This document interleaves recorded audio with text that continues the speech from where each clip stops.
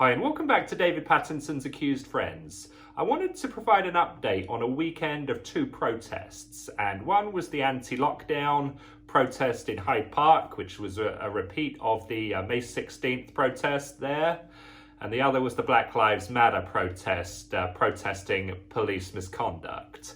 And the reason I'm bringing this up is that the police reacted totally differently to the two protests. And, I don't have an answer as to why, but I just wanted to point it out to you. Going back to the May 16th protest, there was a lot of news coverage of it in anticipation saying, don't go, police are advising people to stay away, police are going to be breaking this up. And that's kind of largely what they did. There was also celebrities saying, these protesters are putting people at risk and, damaging the NHS and all this sort of stuff. And the Deputy Assistant Commissioner of the Metropolitan Police, Lawrence Taylor, said on May 16th, it was pleasing to see that people were largely compliant with the government guidance. Where they weren't, and after we engaged with them, they quickly were. You got to have a thread in there if we're talking about coronavirus.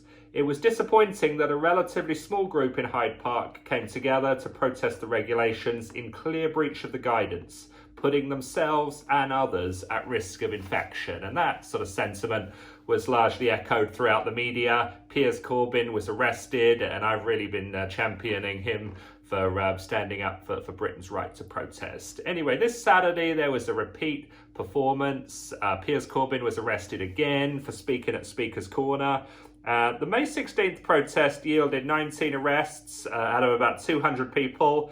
So I put that at about a 10% arrest rate. And the police haven't released any figures as what happened this Saturday. So I don't know. There were a few arrests beyond Piers Corbyn the second time, but I do not know much more than that.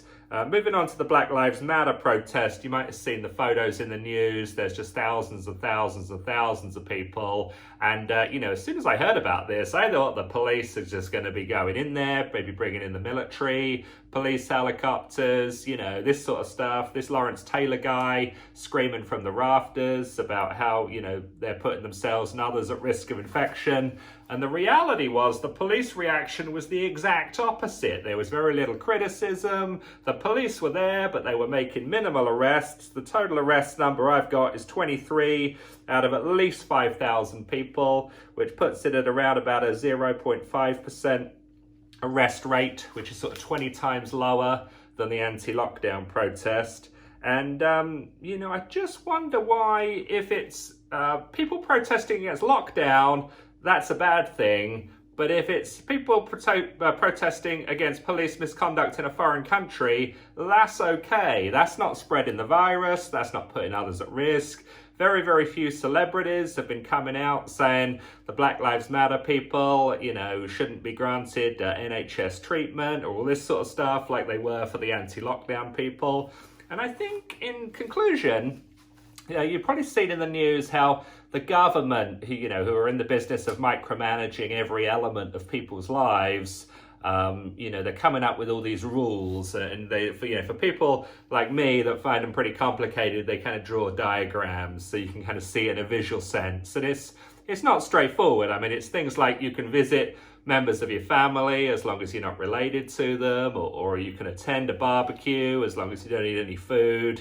And, groups of up to 2 can attend a garden party as long as both of them stay indoors. And so I was thinking what the government needs to do now is draw up rules, safety and social distancing rules for protests. They tried to ban protests when it was anti-lockdown people, but now when it's Black Lives Matter people, those protests are okay. And I think we want to have a clear set of guidelines about what type of protests are okay, what type of protests are not okay, and how you can protest in a safe way. Maybe we can have, signs that have a certain spray on them, or there's certain paint you can use to spray your message, or there's sort of picket sticks that people hold their signs up with need to be, certain types that people can use and people can't use. And, I really think the government need to get a grip of micromanaging protests. Otherwise, it looks like they don't know what the hell they're doing.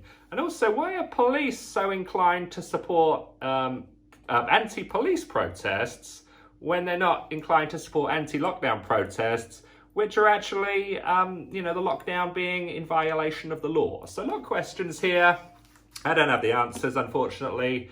Hopefully the police can come out and clarify why there's this total blatant double standard in terms of protests. So thanks very much.